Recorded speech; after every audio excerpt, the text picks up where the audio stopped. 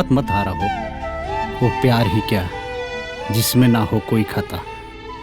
मोहब्बत सच्ची है तो वो खुद ही ढूंढेगी तुम्हारा पता। पता मिल गई बुलेट भैया, जवन लड़का इस साल डॉक्टरी में टॉप के लिए बना ओकर पता और नाम दोनों मिल गई। ओके, उठा ला सन ओकरा के, ओकर शादी करवावे के बा। भाई शादी तो हुई, वो भी रबीना भाभी से ही हुई।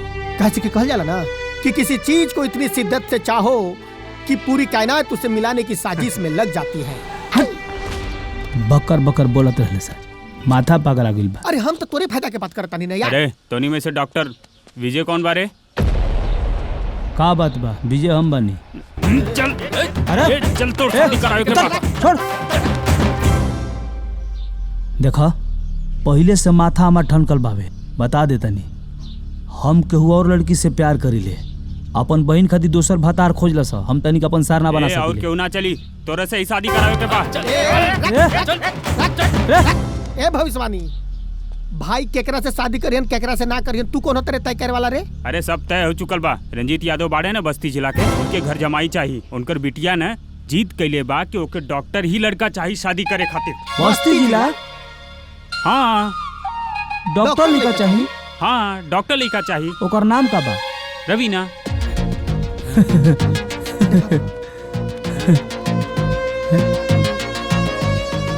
ई बिया का?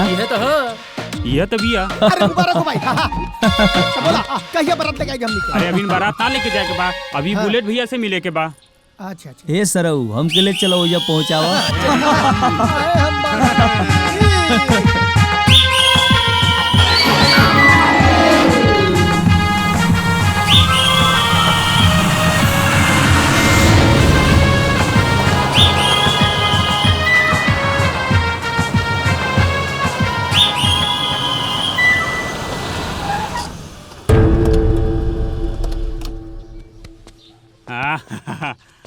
ए हाँ ए सार लोग ओइजा से तले ले लोग बेइजा से तले चलो। अरे ए ले चाबी पकड़। ए भाई उठा उठा उठा उठा। बता नहीं।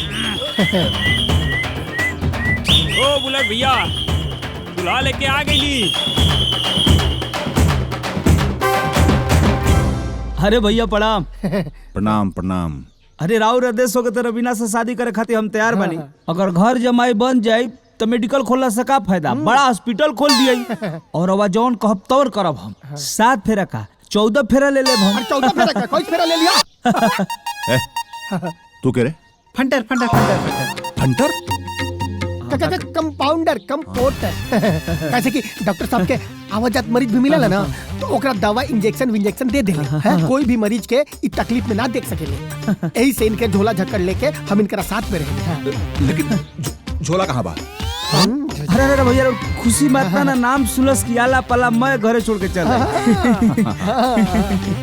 ई ससुर रवीना के एकदम जोरू के गुलाम बन के रही। रवीना खातिर इससे अच्छा डॉक्टर पति ना मिल सकेला। ई पढ़ल लिखल ग्रेजुएट उल्लू बा। लेकिन हम उल्लू ना हई।